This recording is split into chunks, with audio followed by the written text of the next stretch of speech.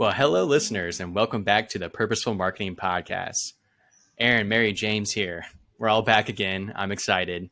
Today, we're going to discuss a topic that I've been seeing on social media, particularly LinkedIn, one of our favorite platforms. And that topic is a rallying cry that you'll hear in 2023. Every single industry, sector, vertical is going to say the same thing. And marketing is going to be tasked to do it too, which is, how do you do more with less? Now, as the marketing scholars we have in front of us, I want to ask us that question. What does it even mean? How do you do more with less? I'm going to throw it to James first. I mean, it's like a trick question in a lot of ways. I mean, if you're doing your best work all of the time and you have less tools to do it with, can you do more? You know, it's more of a saying than it is an actual like logical dictum that can be followed. But I think like the actual message is something more like, let's be a little scrappy. You know, let's not do the easy, expensive things is maybe what someone might be saying if they're telling you to do more with less. I think the easiest way I think that you can deliver more value with less resources is to think long and hard about what value like you have. You know, what are your skills? What are the skills of your team members? You know, if your budget for something like paid media has been cut, has anyone been fired? If not, you still have the same amount of resources in terms of human potential and skill and time. And maybe it's a good moment to think about like, what am I excited about doing? Like where do I have a lot to give? Because I think maybe now maybe 2023 is a year where you get the opportunity to do those things. Because you're shifting away from things that are expensive and don't have ROI and things that your company traditionally does, that they don't want to do anymore. So I think that's kind of where I look when it's like, oh, we have to change the way we work to do more with less. And then cue Mary talking about setting expectations. 100%. I like as a strategist at, a agency, so almost a vendor in a lot of ways, the first thing I am thinking of is they just want me to do more activities and get the exact same output or the same results. And that's just not going to happen. When I think of do more with less, I think, can I do more impactful activities with the limited resources I have? I think the answer is yes, for sure. But I think that involves saying no to a lot of things too. So like James said, I think you totally can do more with less. I think you can make just as much, if not a greater impact on a smaller number of activities if you have less human resources. You just need to take that time to think about, where am I really delivering value? Where are we not delivering value? This is also a great time, I mean, not to get too technical, where you can really think about potentials for automation. So are there tasks that I'm doing now that could easily be automated? But just thinking ahead, definitely setting expectations, like huge sirens, red flags whenever I hear do more with less. I've heard it before when I was in-house, heard it before as an agency, and it usually just means, how are you going to continue being a money-making machine for my organization with much, much less resources? Yeah, I love it. You both broke it down in many different ways. I want to start with, is it a trick question? It kind of is. I was thinking, as James and Mary, you both talking, is if I'm doing the right things, I should be doing more of it all the time. I don't really need to do less. It goes back to that expectation setting. It goes back to actually doing high impact activities. I do kind of want to extrapolate more of like why this is happening and maybe how this will impact marketers, our listeners, and their roles, which is, Mary was kind of alluding to it, is are you a profit center or a cost center, right? And marketing always gets the cost center tag attached to them. And right now, the last couple of years, what we've experienced is massive growth, a lot of industries. And quite frankly, as that is pulling back, well, guess what? Your activities do need to pull back, right? And for a lot of us, I'll speak to the performance marketing role, that's going to happen with ad spend because it's very easily scrutinized and it's very easily a line item in someone's budget. So that's the first thing to be pulled back. But the one thing I do want us all to talk about is, again, is it a good thing to just subtract from what you're doing anyway? Maybe you should always be thinking about, should I do less things? Maybe I should only really focus on the 1 to 2 to 3 things that are most high impact. So I'll throw that back to Mary as a strategist, because you're going to be the person who's probably faced with this the most out of the three of us, 2023, working with clients as they're saying, Mary, we need more results, but I need to know what we can pull back on.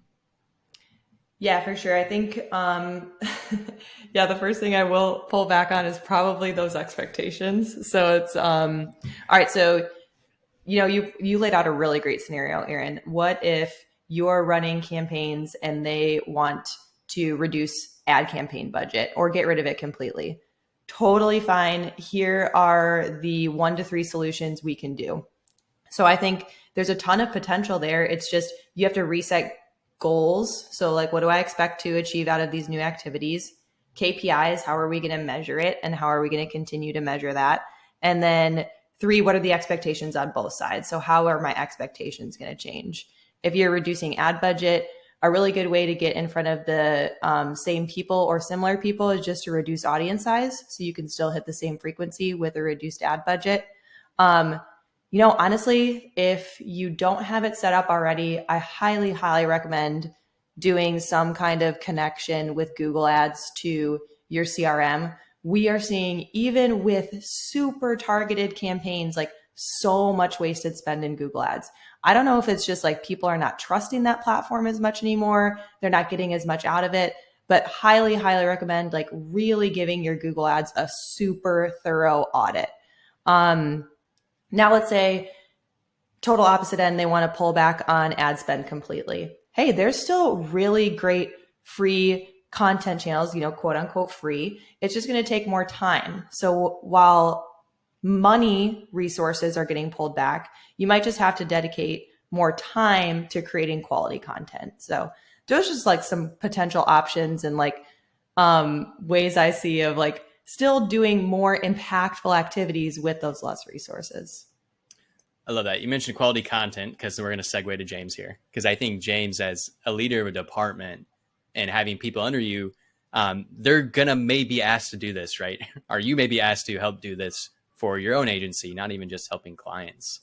Can you make the case of maybe we shouldn't even pull back on any activities, or maybe we should? Or what are those activities from content that we really should think about in 2023? I don't know if I would say that there's like, all marketers should stop doing this if they're asked to cut things. But I do think, if let's say, you need to get rid of like 50K in spend, decreasing every spend in every single channel, like, is the easy way to do that, the thoughtless way to do that. And I think it'd be probably in most cases the wrong way to do that. We're going to reduce our audience like quite a bit on every single channel, or we can think about what is actually working for us. Like, what are the things that we're doing that are working? Where are we achieving the most meaningful connection with our customers? Maybe we keep spending, maybe we do more there even. Like what would happen to the amount of time we're spending if we cut back on some of the things that aren't working, stopped spending budget there, and redirected some of that? Maybe that's something, maybe that's the place that a lot of marketers are at. I can see that being the case in industrial. I know, Mary talks to a lot of industrial marketers all the time, and a lot of the things that I think we sometimes take for granted that marketers have already moved away from doing. and companies are already moving away from doing post-COVID, that's not necessarily the case across everywhere. So, maybe it's a great opportunity, just like when your boss would come to you and say something like, oh, well, we have the room and the time and the money to try something new, and we want to get out ahead of something. What do you want to try? Well, maybe you'll get the opportunity to be asked, what do you think we should stop doing? And you should be ready to have a really good answer, because it's exciting to be able to do that. I mean, it's like quitting part of your job. It's like, think about the thing that sucks that you do, and seriously think about why it would be great if you didn't have to do that anymore. In terms of content, I think that it really just makes sense to always be thinking about where people are asking for more of your content and where they're not. And if you're just not resonating with customers in a channel, well, that would be where you turn it off. And I think that is just kind of regardless of cost, regardless of, all of that stuff. If you're making a decision just because email content for you right now is really expensive to produce from a man hours standpoint, so we want to get rid of that because, we maybe we even have less people working on this because one of our marketing people is now doing sales stuff. Well, that would be a weak and easy way to make that decision. I think you'd be giving up where you're successful. I think you just need to be focusing on where you're successful. And if that's how you eliminate cost, if that's how your business eliminates cost, you'll continue to be strong. You don't want to shoot yourself in the foot at a time like this, especially with marketing. So that's kind of my take on how I would think about the less. If you start doing less of the thing that you're really good at, that would be very bad. I want to roll with your thinking here, James, because you said something really important, which is in my function, it'd be great if I asked my customer if this resonates with them. Is this good content? Let me talk to the customer. Because that's where, in my mind, I think that's an activity that's going to be cut by someone, right? Is someone's going to convince a marketer that they shouldn't do this activity because we can't attribute it directly to revenue. We can't measure it, whatever the talking point is. But it goes back to the central idea of what we're talking about is we want to do less, but we want to do more things that are impactful. We're not afraid of doing less. We're not afraid of being scrappy, right? We just want to make that case that we should talk to our customers. Again, I'm in my third agency in 2022, you have to talk to your customers. That's the main thing we're always telling clients. So that's my fear, is activities like that will be cut. And kind of what you're saying, James, is those are the things that make us better, right? Why should we do less of the things that make us better, make the content better, make our marketing program better? Now, again, Mary, bless your soul, you're the one who's going to be doing these conversations here. What are your thoughts about the customer interviews, talking to customers? What would you say? Yeah, 100%. That should not be an activity that you cut out. That should be, you're doing more with less. Is if you have less money resources and less people resources, get back down to the basics. So like James said, what are you really good at and who do you do it really, really well for? This is also a great time for you to niche down. One of my favorite saying is the riches are in the niches. Most companies don't realize that. They're trying to market to everybody. Now's a good time to try and niche down. But a great example of a customer interview, we had a client who was not doing customer interviews.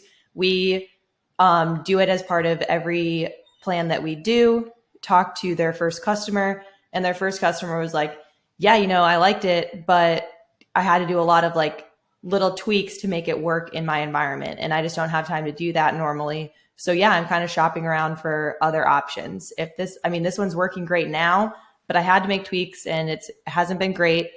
That's awesome feedback that we can not only give to them and say, hey, look at these tweaks.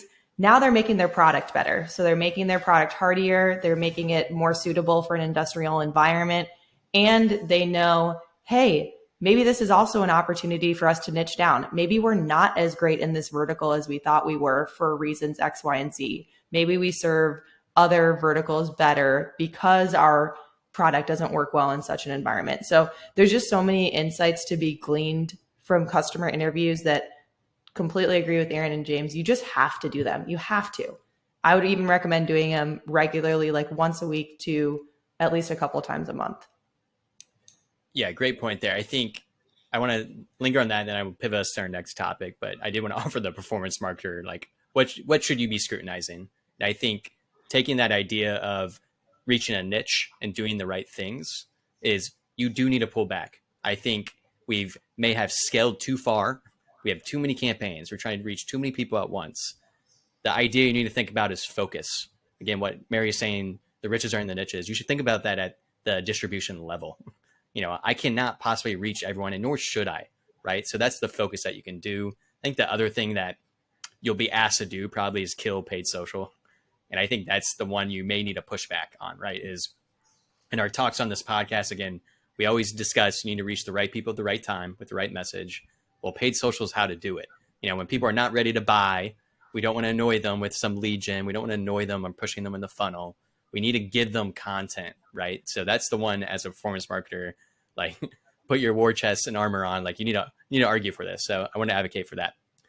The next point I kind of want us to start to end with is, James, you had mentioned kind of the human element of, again, you lead a team here. You're being asked from maybe clients or maybe from, again, your own leadership at your agency to do more with less.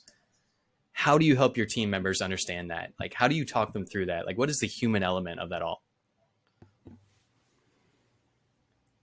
I don't know. I think a good starting point, like as a person who's being told to do more with less, is to, like, the thing that I would be pushing back on just with that statement in general, not, in conversation, but in my own head, is like, oh, am I really less? Like, I'm the person doing this work. There's a lot of control, like the individuals who do marketing have over the quality of what they do. I mean, especially when it comes to content, how can I make all of the things that I do more impactful? Like it won't take less, and me being here continuing to do work means that we aren't using less. There's at least one way in which we don't have less resources. I'm still here. I'm still pumping out work. So I think, in terms of like, how do you get more out of a team in a situation like that? I think that nothing really changes about the day-to-day attitude. I think that, as long as every person is doing their absolute best all of the time, you just need to make sure that you're doing the right things, that you're focusing your effort in the right places. I really do think that the things that companies that don't understand what marketing does and how it actually works in terms of, producing communication with customers and helping customers interact with your company authentically before purchasing from you, people that don't understand that that's what marketing's really doing and that's why it's powerful, will cut the wrong things. They will stop doing customer research. They will kill channels that allow your company to communicate with customers but aren't attributable via, whatever data software that they believe in at this moment. But like, the smart companies will continue to prioritize what's important, and they'll only be more successful. There will be less companies doing the things that actually work because they'll have cut them. And maybe that's a blessing. I get on LinkedIn to check my messages and message people. I haven't scrolled through the feed in probably 2 months because everything is an ad. The whole platform is ads. Well, I can't wait until people start cutting paid social. Oh my gosh. It's ridiculous. And if you're a marketer, you should be licking your chops if companies are considering this. You can just keep doing it. It'll be more affordable. Just keep going. I don't think there's a reason to, panic or to change like the way that people work. I think it's just important that you continue to understand what your values are. And as long as you keep doing your best work and that work aligns with your values as a company and as an employee, then I think you'll be fine. And you may even find that you're significantly more successful because other companies will have stopped doing the things that work. Yeah, James, it kind of sounds like you're saying you should ask the why. And I think I'll bring that theme back into this episode here because all three of us are kind of saying the same thing, which is good. That means we're aligned in our thinking here. And what I want to pinpoint is, again, the idea that if you're doing the right things now, this really isn't a conversation. But the problem is you weren't doing the right things before. So you should always have this scrutiny to what you're doing.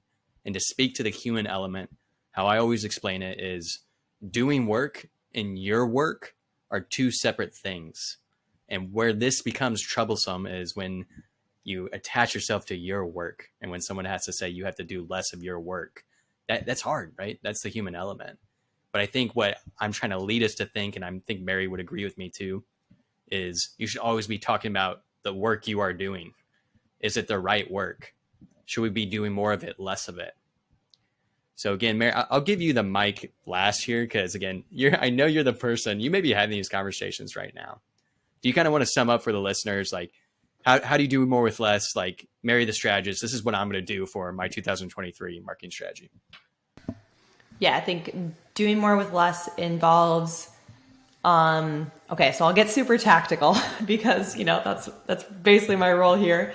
And in my LinkedIn profile advice, you have to do an audit of all your sales and marketing channels now. So what are you doing now? How much are you spending? How much are you getting in pipeline and revenue? So that could be, your channels might be Google Ads, trade shows, content syndication, partners, like whatever it is, distributors, whatever you have as your sales and marketing channels, put them in an Excel spreadsheet. Next to that, cost. How much is this costing you per year? Next to that, how much are you getting in pipeline? How much are you getting in revenue? That should tell you pretty clearly where there are potentials to cut. If you can't do something that in depth, I would just audit the channels that you're in charge of. So for example, as an agency strategist, I'm in charge of mostly content distribution channels like LinkedIn, Facebook, YouTube, and Google. So I would do, if my client's telling me, hey, look, no hard feelings, my budget just got slashed for the year. What can we do? Like, I still want to work with you. What can we do? That's the first thing I'm going to do. I'm going to go audit all of our channels and see where we can cut. What can we get out? I probably wouldn't, unless it's like, again, like I said about Google Ads, I would highly recommend you guys do a thorough audit. That's probably the only channel I would wholesale cut. To Aaron's point, the only channel I would push back on is if they're telling you to cut paid social and you're doing it the right way. So you're posting educational, helpful content, taking your buyers through a journey and educating them about your company with the goal of having them convert later. If you're doing paid social that way, definitely push back and just try and either reduce audience size or number of campaigns you're running. Awesome, Mary. I appreciate that tactical advice. I think to wrap us up here, I do want to kind of promote some things with this podcast here as we think about what should we do more of and less of. And one of the things is in 2023, we want to invite people on. We have some people on the books already. Again, this podcast started as an idea with James and I of like, we're never going to assume people are having these conversations. We have these conversations all the time. We want to create a space for other marketers to come on here and talk about the things we talk about every day. And that's the specialness of it. So if you're a marketer, you're a tactical practitioner every day, come on the pod, talk about some of these things you're facing. We love that. If you're specifically having issues with this, how do you do more with less? From a marketing strategy, DM Mary. From a content perspective, DM James. He does use LinkedIn. He just told us. He checks his messages. If you need help with performance marketing, paid media, reporting, measurement, ask me. You're not alone in this fight. We're here for you. We appreciate you listeners. Find this on Spotify, Apple Music, YouTube, and wherever you feel like listening, because we're there. Thanks, everyone.